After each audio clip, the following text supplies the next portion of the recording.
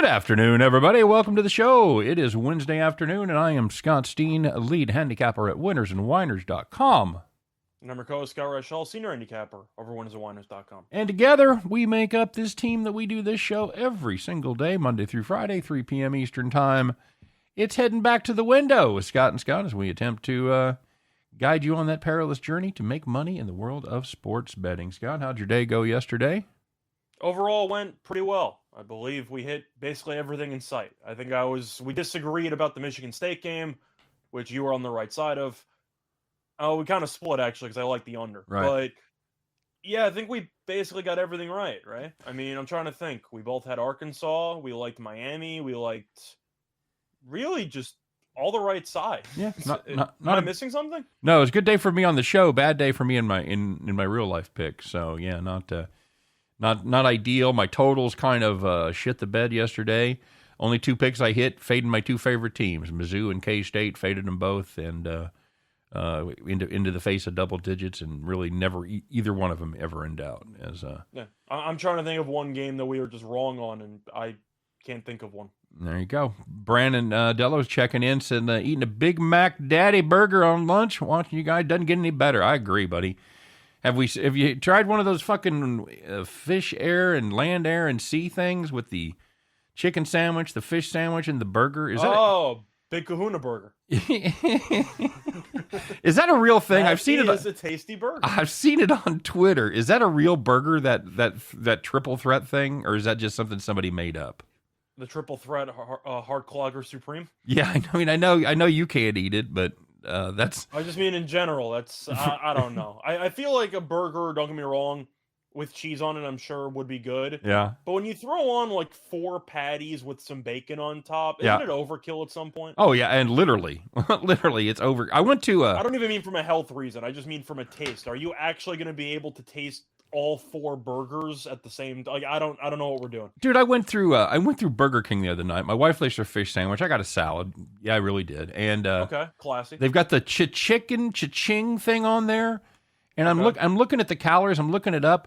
It's like 2,400 fucking calories for this sandwich, and that might be the combo, but I think the sandwich itself is like 18, 19 with 50 grams of fat. Like, what the fuck are we doing here? Come on, people. So, yeah, it's good to be here, guys. Preston Burke's in the house. Super Sly. Thomas Bowe. David, I'm going to take a shot at... Oh, Yankelwitz. Okay, there you go. Keep rocking on, boys. You are doing a great job. Thanks. Awesome job. Thanks, David. We appreciate it. Good to see you in the house. Yeah, so we'll see if we can keep it going. Like I said, the show was good advice. It's going well. Yeah, Preston Burke, Peter Wolf. Hey, what's up, Peter? Peter Wolf, every time I say his name and I do the do, and I actually realized last night as I'm laying in bed, that's Peter Gunn. So now I feel like an idiot. I've been singing the Peter Gunn theme every time I hear Peter Wolf. It's still a good theme. Buddy's House of Food, enjoyed all the picks yesterday. What's up, Roland? I always forget Roland and Buddy are the same guy. It's like Roland is his real name and then Buddy is maybe it's his restaurant. I don't know. I'm not your Buddy Guy. I love Buddy Guy, by the way. Mm-hmm. You like Buddy Guy? Well, Chicago, I don't know. Chicago Blues, absolutely. Somebody's asking about Thomas Bowe, getting right to it, asking about the Citadel. Scott, got any thoughts on the Citadel this evening? Citadel have been kind of a Jekyll and Hyde team because they're really good at home for some reason, but they're not that good on the road. But Mercer has been a team that has been, well, they're 15 and 14, so they've just been consistently meh. Is that one way to put it? Yeah. I think they've been good at home, but I'm actually going to lean to the points. I think it's a few too many. Mercer is a team that's offensively inconsistent or just not very good. And the Citadel, even though defensively they're a mess at times, can shoot the 3-ball pretty well. Yep. So if the Citadel can make some shots, I think they'll keep it close.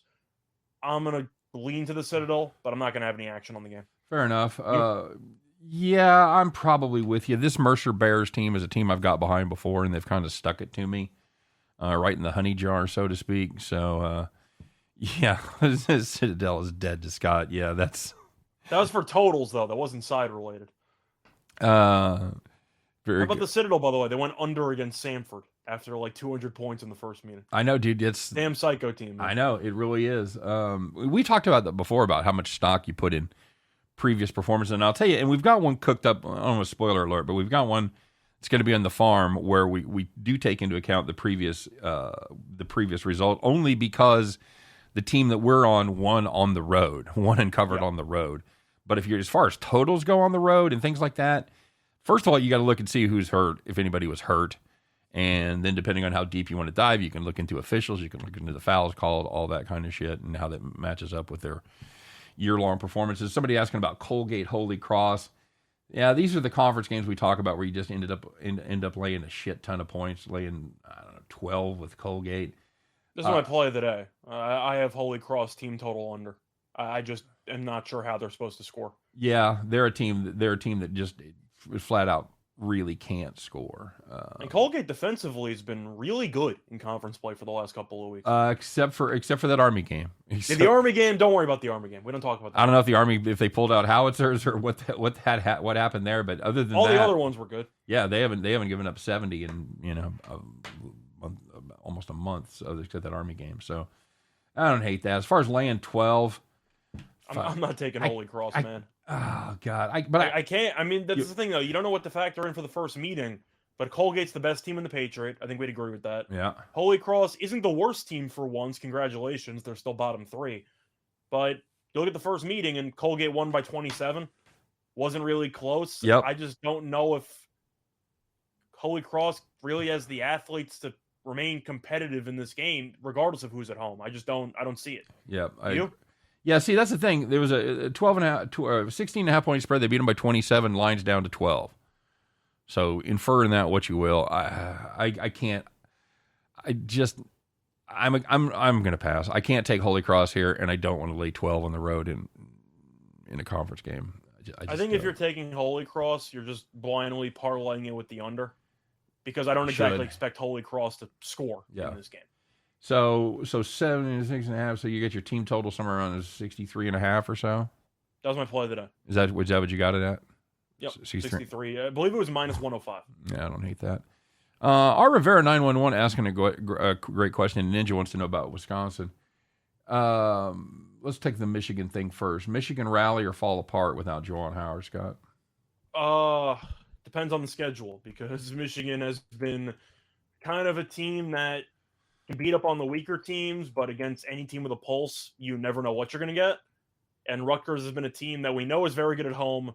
On the road, not really, but they did beat Wisconsin. So they did have a nice road win recently.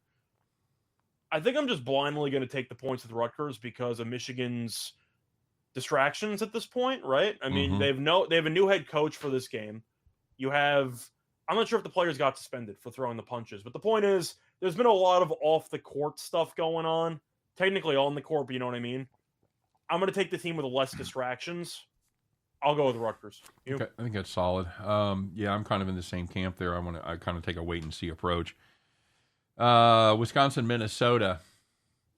This was kind of my second-place play for the play of the day. I just about had this one. I like the Iowa State game a little bit better, but I'm not a fan of this Minnesota team right now. I don't think they're playing. Probably because they're bad. I don't think they're playing good basketball. Wisconsin has jobbed me on occasion, but if I'm playing that, I'm laying the 5. I agree. Minnesota's won 2 straight home games, but they beat Penn State and Northwestern. Now they're facing Wisconsin, who's competing for first place in the conference. It's a bit of a step up, and Johnny Davis remembered how to shoot again. So they finally have their best offensive player back on track. Minnesota, if you just watch them play, they just don't have many weapons offensively. And Wisconsin has been a pretty underrated offensive team all season long. Yep, agreed. Of course, the defense isn't quite as good as it's been in years past, but it's still very good. You know, I know what people are looking at. They're looking at the first game of this series when Wisconsin was at home. They won by 6, failed to cover the number. They were double-digit favorites there. But this Minnesota team, they just don't do well against good teams. I watched them lose on the road to Penn State by like 30 the other week. I know that they're at home for this one, but Minnesota is just so much worse in terms of talent. Yeah, I agree. I got Wisconsin there. Somebody asked if we saw the end of the UConn Nova game. We're going to talk about it. Yes, we are, and yes, we did. One more, and then we'll get to our stuff. South Carolina +2 over Mississippi State. That's a bold play right there. This Mississippi State team has found a way to play just good enough to lose most times. Pretty good basketball team. It just can't seem to close the deal. What do you think about that one, bud? Seems like a true coin flip to me because South Carolina is just not very good. Mississippi State should be better than its overall record. I think we'd agree the talent is there for this team to be better than they are. Yeah. But for whatever reason, they just can't piece it for 40. They can piece it for, I'd say, 30 minutes in any given game, and then the last 10 minutes, they punt the entire thing. Is that a fair way to describe their season? Yeah, that's just about right. So I don't hate the play, but I look at it as a coin flip, so I don't mind the +2. I'll take the points. I'm good with that. South Carolina, decent. 4-1 over the last 5 against the spread, 8-6 in conference play. So, yeah. Mississippi State. If you know what I mean. Okay, let's talk about yesterday, man. We got to get to this because there's a lot of weird things that went on yesterday. So let's do it. Davidson in a route today. Steve T. I don't disagree with that. Davidson, good team, under the radar. They need to start. They need to start making some statements. I agree with that.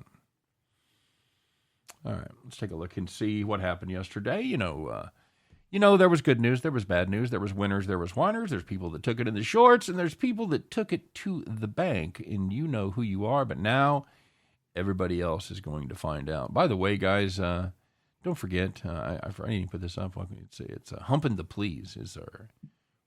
You ever see a truck that used to say Humpin' to Please? It might be a good thing that I haven't. Had a camel on there that kind of looked like an octopus. It was a weird logo, but anyway. And, of course, don't forget to like and subscribe, or everybody's getting teed up. Okay? Just saying. It's kind of they call that a prelude, Scott.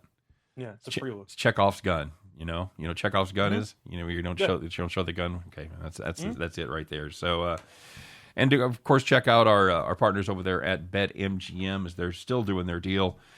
We just checked right before the show, and it's still going on. They got their 2 great deals going on. Of course, the NBA will be back tomorrow, $10. Anybody shoots a 3-pointer, you get $200. And they're still offering the $1,000 first bet on them, basically up to a GER. All you got to do is throw $10 or more in there, and you will have a basic free bet. So yeah, there you go. Check that out. All the information, of course, is in the show box. Void where prohibited is available only where BetMGM is available. Obvi. And of course, you must be 21 to play and seek help if you do have a problem with the sports betting. So anyway, let's find out who were the happy people and the sad people yesterday in today's edition of you know the drill. Call the cops.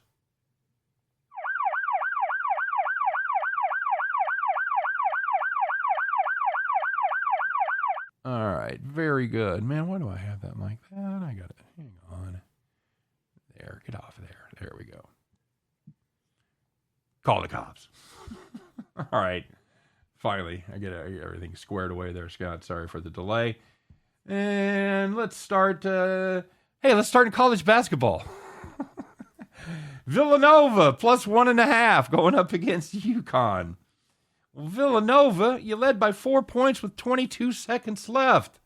UConn, 3-pointer, turnover by Villanova. UConn layup, offensive foul. Villanova fouled with 0.2 seconds left. UConn made the first one, and they missed the second one on purpose. Congratulations, Villanova lost by 2. Oof. Ugly, Scott. Ugly game indeed. Now, you brought up an interesting point that some people on Twitter were bitching about, and what was that? A lot of people on Twitter were complaining that UConn -2 or 2.5 was just a bad beat because he missed the free throw at the end on purpose. I don't know what the hell you're talking about. Do you know how lucky you are to go from down 4 to up 1 with 2 free throws with 0.2 seconds on the clock? You had an offensive foul. You had a jump ball, which resulted in a change of possession. If you're complaining about pushing on UConn -2, you really don't know what a bad beat is because it's a miracle you even got your money back. Okay. Do you agree?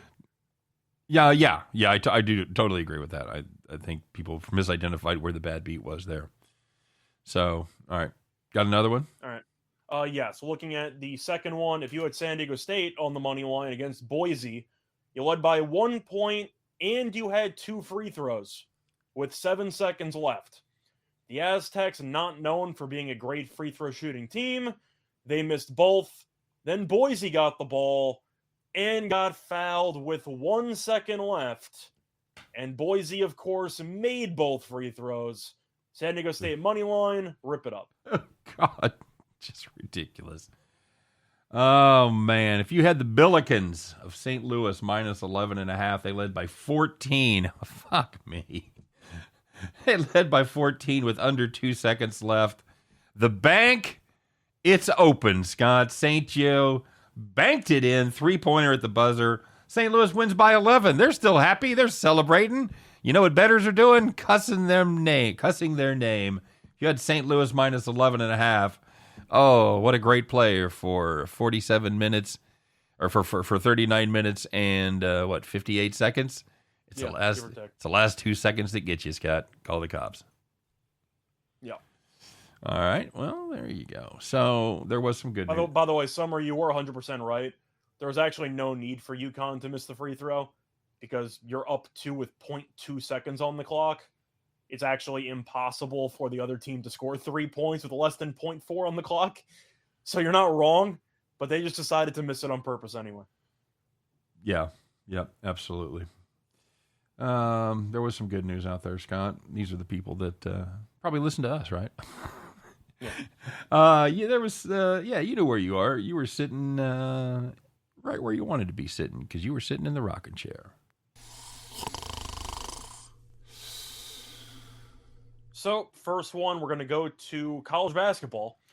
If you had Iowa minus 6 against Michigan State, I did. Led by 14 at half, and they won by 26.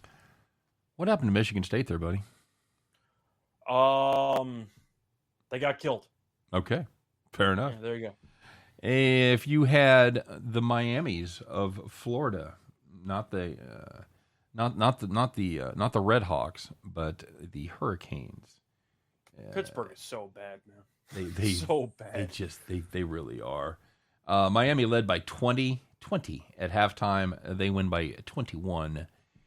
Congratulations if you faded Pittsburgh once again because you were sitting in the rocking chair. And the last one, if you had Georgia and Texas A&M over 145.5, each half had at least 83 points. Game landed 168. All right. So, excuse me. So, Scott, you make a lot of tennis plays. Sometimes you do well. Sometimes you take a tough beat. But I think you had something you happened yesterday that maybe is something that's never happened to you before. Is that correct? Yes. I've had plays that have been canceled or voided before, but not for this exact reason. Well, if you follow Reichel on Twitter, as you all should, then this won't be a surprise. For the rest of you, let's find out who's wearing the golden feed bag today in the Wednesday edition of Donkey of the Day.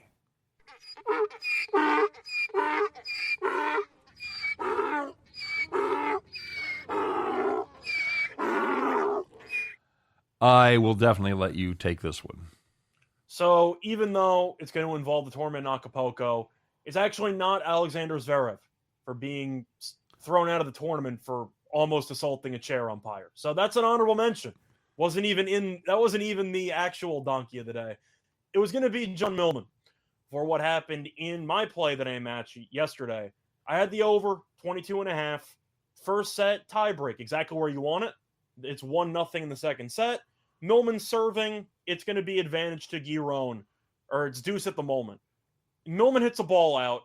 Giron hits it back to him. And Millman, in between points, accidentally smacks a tennis ball into his own eye, which injured Millman. They took a medical timeout. He played 3 more points and realized, I can't see. And he proceeded to retire from the match. My play got voided, but Millman went home. He posted a photo on Twitter a couple of hours later with an eye patch. Arr. So there you go. How did he hit himself? Was he bouncing the ball, like getting ready for the serve? How did he hit himself in the eye with the ball? So Giron hit the ball back to him, Millman's walking away from him towards the service line, and he sees the ball. He looks over his shoulder.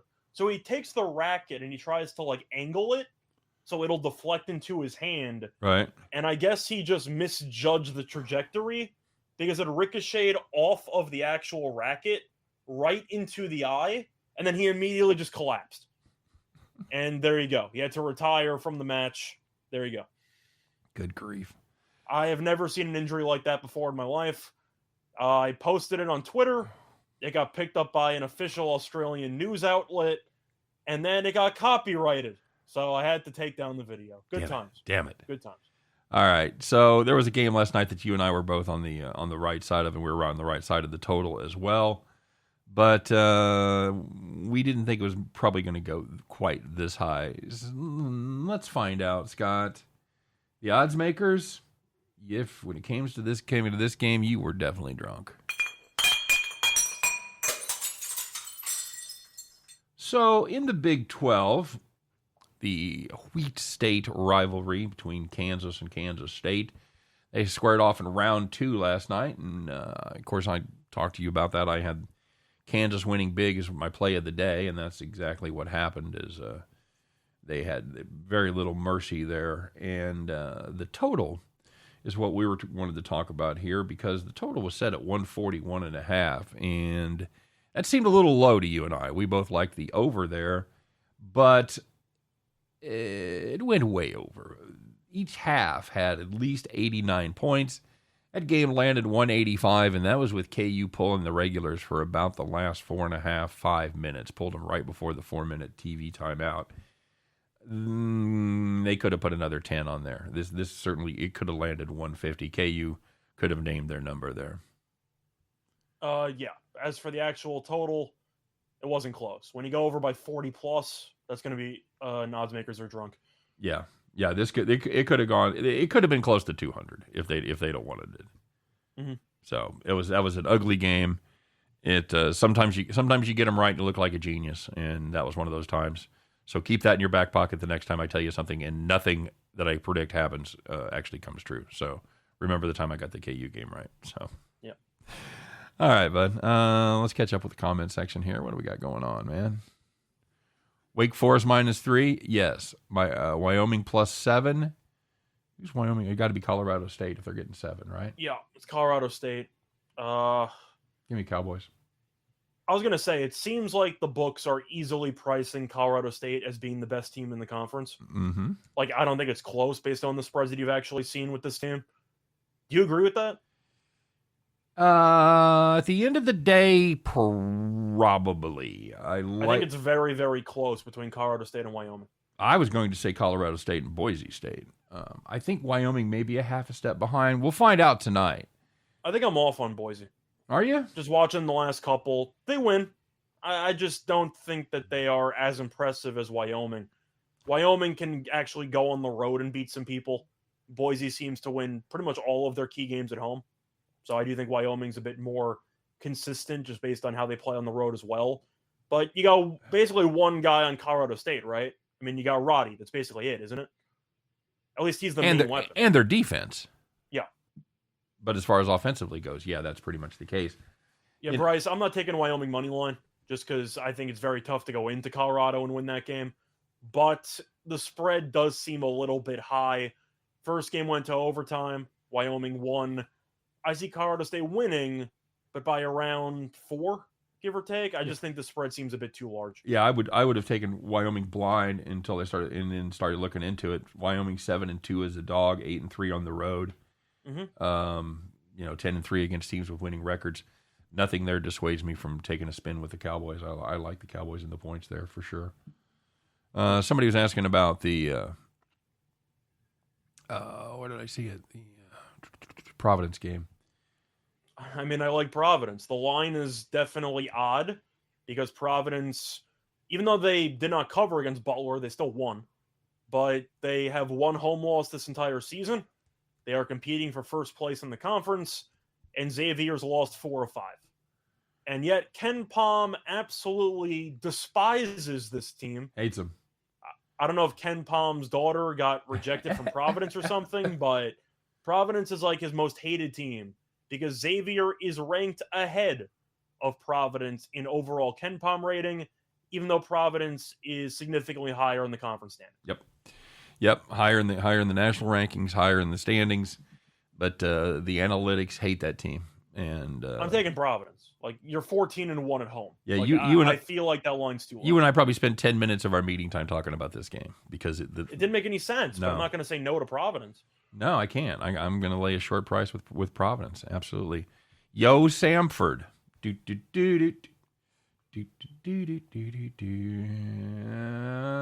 Samford against Furman. Let me look them up here. What do you got, bud? Well, Furman won the first meeting by about 70. So that's why you always have to keep in mind the home road splits with some of these teams, because if you just go by the first meeting, Furman should be favored by like 20 because that was a damn bloodbath. They killed this team. Right. But Sanford is actually very good at home. 12-2 straight up. They are 5-6 ATS. Money's coming in on the under. I don't agree with it. I like the over in this game, just because Furman, I think worst case scenario, can walk into 80. Because I've seen them do it before. If you listen to the show regularly, you know that Furman team totals have been a bit underpriced for pretty much the entire year. Furman can just walk into 90 against any team with no defense at all. Mm-hmm. And I think they should score 80 here. I think Sanford could score at home. I like the over. I think this game's going to get into the 150s. It's interesting. Yeah, Furman, a great three-point shooting team. Shoots 38.4% overall, 39% on the road from distance. That's fairly impressive. They don't play good defense as far as the perimeter goes. Yeah, I don't hate the over there at all. Furman got kind of stung by Wofford a little bit, but they're a team that they're inconsistent is their problem. But they weirdly do better on the road. Well, Wofford's also tricky because Wofford plays so slow. True. That they automatically drag down like all of the offensive numbers for their team and for the other team. Sanford wants to run, so I do think you'll end up seeing pace. Yeah, I think that's probably true. 5.5 for the home team. Road team. Huh? Road team. Well, I know your home team getting 5. Oh, sorry, getting. Sorry, my bad. I'll take the team that's won 5 straight. Okay. I'll take Sanford in the points here. A little revenge. How about that? I'm just looking at the over. Okay, fair enough. Furman couldn't score last time, so they're gonna have to do a better job. I mean, Sanford couldn't score last time, so they're gonna have to do a better job than that. Kentucky kick LSU laying it. Yep, I agree with that, Jim. I like. They're 16-0 at home. I mean, even with a pretty underwhelming first half against Alabama, while that was close, second half came out and they absolutely blitzed them. I mean, they were up 16 in the blink of an eye. Like, they really just have a gear. Now, LSU is a great defensive team, but offensively, they are extremely consistent, and on the road, they are not very good. So, I like the under in this game. LSU ranks 3rd in defensive efficiency, so I do think that they should be able to at least slow down Kentucky, but Kentucky's 21st on defense. The total does seem a little bit high to me at 142.5. I'm going to go with the under. Okay. You? Yeah, I do like Kentucky there. I'm probably a little less bullish on the under as you. Sure. I'd take a small lean the other way there as far as the total goes. Heat check tonight for Auburn, Scott. This is a team that's pretty damn good at home. In fact, they're 13-1 against the number in their friendly confines. But they are laying a huge number tonight to Ole Miss, laying 15.5 or so, give or take. Can Auburn beat someone by? Can they beat Ole Miss by 15.5? Ole Miss sucks, so it's definitely possible. Auburn, of course, is a very solid home team, 14-0, 12-2 ATS. But for whatever reason, Auburn's one of those teams that every time I watch them play, they look awful. Yeah. And every time I don't watch them play, they kill everybody. So if anyone wants to bet on Auburn or bet against Auburn, let me know, and I can maybe watch the game on your behalf. Maybe. They are definitely a different team on the road. As they're coming off the 2-point win over Georgia, 1-point loss to our win over Mizzou, 4-point loss to Arkansas on the road, 1-point loss to Florida. So you must be watching them on the road because they do much better at home. Definitely true, but every time I've seen them play, they have looked extremely underwhelming. But Ole Miss really is pretty bad. They are really, really bad. I'll be bold. I'll take Auburn to cover. I'll take them to Okay. cover the big number. I'm Preston. gonna go with Ole Miss for the hell of it. Somebody said, what did somebody say?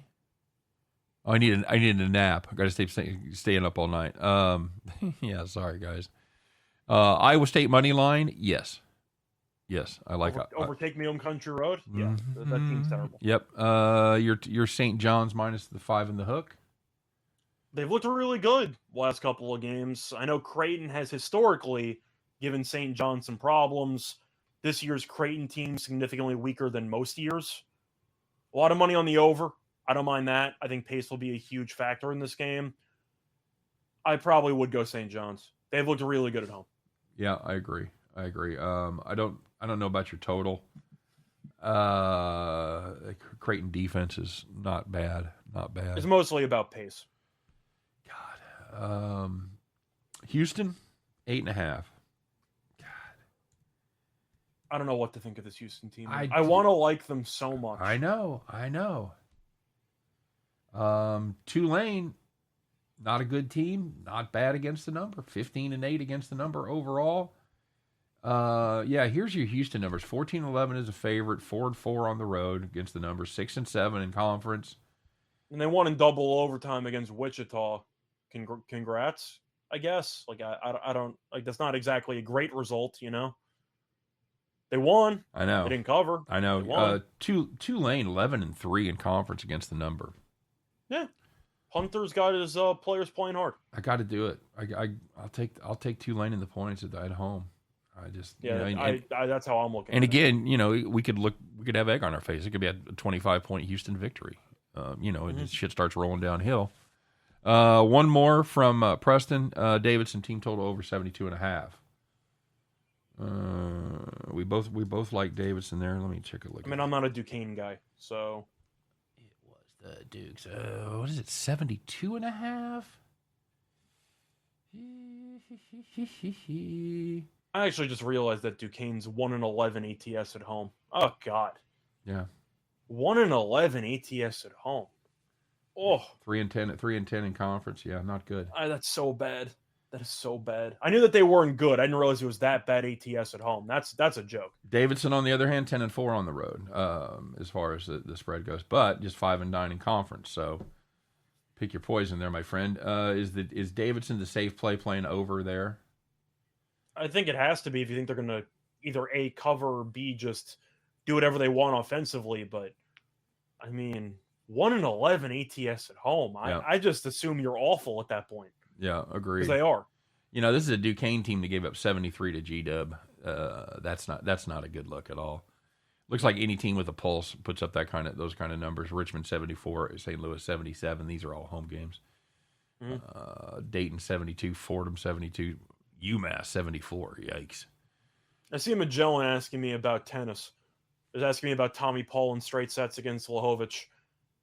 Truth is, I was actually kind of torn on that match. I know Paul's done well head-to-head. He's looked pretty good recently. I've just never been a Tommy Paul guy. Straight sets, possibly. I saw the spread was 4.5 or 4. I think it was 4. That seems a little bit high. I think Lahovich keeps it somewhat close. But will he win a set? I don't really know. Sorry, Magellan. I'm just not a big Tommy Paul guy. Somebody was asking about the... Oh yeah, dude, it's the it's my bright orange shirt, Elliot. It's bright orange shirt day, and it has looked even more glaring in the past. Avs in regulation, Tampa Bay in regulation. Taking the Avs to win a game in regulation? How could you?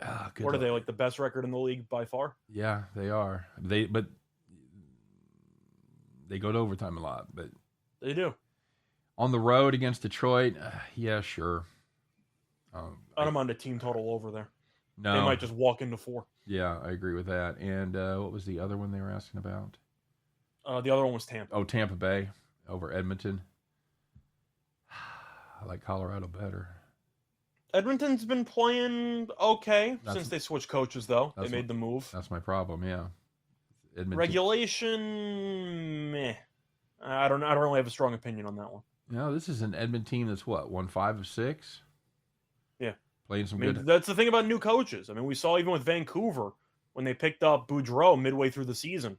They won what, like 9 in a row after that? Yeah. Like 8 in a row after that. So even though teams for the whole season might be underwhelming, always keep in mind new coaches and changes to the coaching staff, because all it takes is a spark and then something clicks immediately. Now, long term, Edmonton's going to go back to where they were before. But in the short term, they've been playing a lot better. Getting that sugar rush, man. Getting that sugar rush for sure. I don't love that. I think Edmonton might step up there. I got 3 neon green shirts on sale, and my wife wants them to go to Goodwill. Oh man, I would wear a neon green shirt, no question about it. Tampa Bay Edmonton over. Yeah, don't hate that. What are we getting it at? Just 6? Are we getting it a flat 6? I don't want to check that. Yeah, I'm going to assume it's 6.5. It is. I got 6.5. I was sort of hoping there, hoping out loud for the 6, but no, it's 6.5. I'm still okay with that.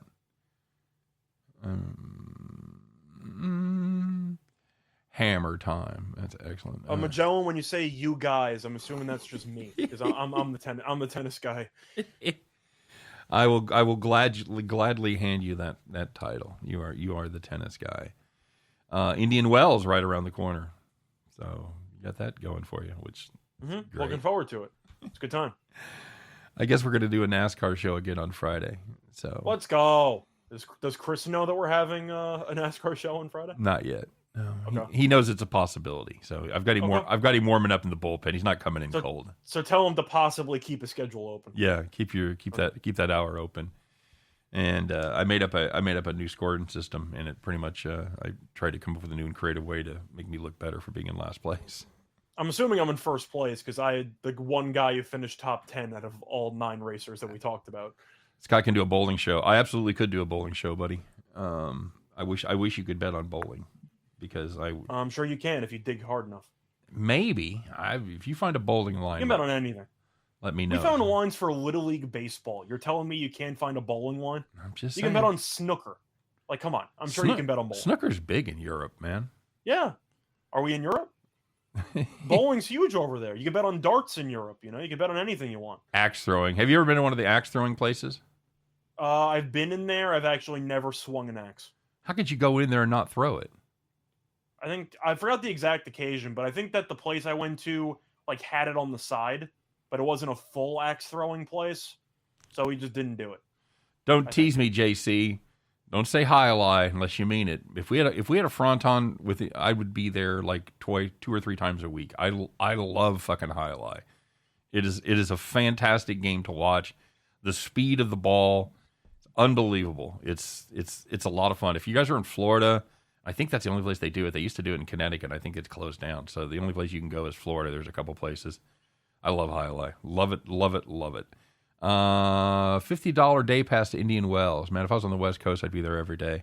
I do like watching tennis. I've been to a lot of tennis stuff. I like watching the game. I don't follow it close enough to bet on it, but yeah, I appreciate the game. It's cool. Hi-li beer is excellent as well. I never had hi-li beer. I have to check that out. JC, and I did hear that beer tastes better when you win than when you lose. That's true. I did hear that somewhere. Very true. Bronco Devil used to play racquetball. I've still got my stuff in the closet. I've got my goggles and my racket and all that. They closed down. They used to have racquetball at the Y, which was really cool. You could just be a member of the Y. You could go there and swim and play racquetball, but closed.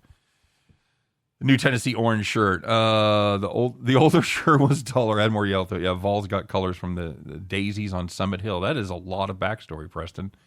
Joan, hey, what's up, Joan? Long time no see. She likes Vermont tonight. The Catamounts. It's a lot of points for a road team. Vermont's clearly the best team in the conference, but doesn't it seem a little bit high? Like, Vermont clinched the conference already. Like, I know that you can make an argument they want to improve their resume, whatever. Yep. do they really? Like, they're not getting an at-large bid. Like, aren't they just stalling for the conference tournament at this point? Well, but I mean, I think you still want to keep momentum going into the tournament. You don't want to. I think you do too, but I have to at least bring up Vermont's momentum or lack thereof. I don't really know what they're playing for. They're just playing out the string. It does seem like a lot of points. Vermont beat them by 31 a couple weeks ago. But this is a Binghamton team that can kind of jump up and bite you on occasion. They play slow. They play decent defense. I like the under, but yeah. What's it at? Is it at 140? Nope, 138.5. Yeah, I'd lean under there. I mean, if you're picturing Vermont winning, fuck. If you think Vermont covers, then you're automatically penciling Binghamton in for what, like 55? Yeah. Like I think the magic number for Binghamton's going to be 60. Maybe. I mean, this is a Vermont team that definitely scores. They're no question about that. They're going to put some points up. I'm looking at the pace, though. I'm just assuming that the game will mostly be in the half court. Yeah. Would the first one land 133? That's why I'm looking at the under. But all right, I'll go the other way. I'll take Binghamton. I'll take the over. But I also kind of wonder. I didn't do any research on that, but I am curious because Vermont's in one of those spots where they have already clinched the 1 seed in the conference tournament. And you know that you're not going to get an at-large bid. So a couple of these conference losses don't really hurt you that much because you still have to win the conference tournament anyway. True. Do you start to just kick it on autopilot, just waiting for the conference tournament? I don't know. They don't seem to. Going to send Sissipas home tonight. Okay. I actually thought about giving out a play on Wolf just because Tsitsipas, I know he beat, I'm going to butcher the name, Desir in straight sets yesterday. He didn't look good. I'll tell you that much. I mean, Tsitsipas is still playing okay in the grand scheme, but he's definitely overvalued by the markets. Wolf had a nice win in 3 sets against Sonego, but I do think Tsitsipas wins. Wolf can take a set, though. It wouldn't surprise me. Elliot says, good luck to everybody. I'm about to go grab a Henny Colada. No. Okay. No. I heard it's more efficient if you take out the Colada. I say no to that. I'm sorry. Gonna give the old can. Elliot's a big fan. Elliot's philosophy in life is anything is possible. Nice. I know you didn't make that up, did you? I did not. All right. Very good. All right, buddy. Anything else you like tonight? Grand Canyon should win by 20 if they're motivated. That's another team that's jumped up and bit me. You start looking at them; they're a good team. They've got good pieces, and they just seem to underperform too many times for my taste. Of course, they're playing the dreaded Chicago State tonight, Scott. GR. Chicago State's burned me too this season, but I got to go with the Anteater. I got to go with the Antelopes. Is it the Antelopes? Yeah, Grand Canyon. I was trying to remember the name. I was like, I'm like, no, it's Antelopes. Yeah, it's Antelopes. And Chicago State is what? The Fire? Chicago State is the Cougars. Cougars. Yeah. Cougars. That's right. I feel like that number's right where it should be. Yeah, I can't get behind Chicago State. It's a Grand Canyon team that hasn't been scoring a lot lately. Yeah. Yeah, I'm gonna pass. But if I had, I'd just out of snap reflex take the road dog. I'd take the home dog. Yeah, I'd pass too. 70 degrees in New York. What? A little bit of wind in here. Yeah, if it's February and 70, you know there's going to be a south wind coming. Furman or 72. Furman or about room temperature. Furman or Sanford? What did we decide on that? I was looking at the over. Yep. I know you said you thought about Sanford. Yep, that's exactly right. Texas I know State. you're ready. Bronco Devil writing it down. Very good. Thanks, buddy. Somebody said we help them recover from oral surgery, and man, that's very cool. Thought I was wearing a flame shirt. No, it's just on fire. So, yeah, whoever said I can't find the comment, but whoever said that, you're welcome. I'm probably looking at some myself. I got a couple of sore teeth and things I'm going to have fucked with here in a little while. So I can relate. I have issues with my wisdom teeth, but I haven't gotten them pulled or anything. That's no fun. They definitely need to be pulled. I just haven't It's not horrible. They put you out for it. So, I mean, it's I just mean in general, most people get it pulled. I can tell it's not growing in properly, but if it doesn't hurt me, then why would I do it? If it starts hurting me, then I'll take care of it. That's exactly right. Yeah, I mean, they can come in okay. So, Syracuse going over tonight, Scott? Last one. I'm leaning to the under there. At first glance, I was looking at the over, but there has been under money. Mm-hmm. It seems a bit sharp to me because I'm not sure who's sprinting to bet an under with Syracuse. Yeah, I agree. If you wanted to play over there, I'd probably be more involved in a team total for Notre Dame. Fair too. And that's kind of that was our silver medal pick, by the way. We were looking really hard at Notre Dame, and then we're seeing the Syracuse team that's won 6 or 7, and we can find something better. So, all right, let's do it, buddy. Let's get ready, man. It's hump day. It's time to get on your good hump day overalls, put on your straw cap, you adjust that bad boy just right.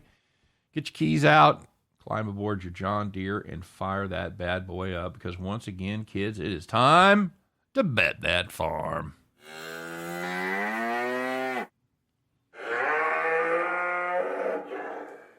Scott, I believe we had a farm play yesterday involving MIZZOU. How did that go?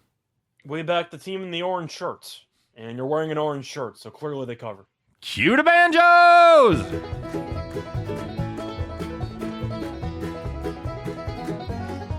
Yeehaw! All right, there you go. And as another Bet the Farm winner is a faded my alma mater in the Missouri Tigers.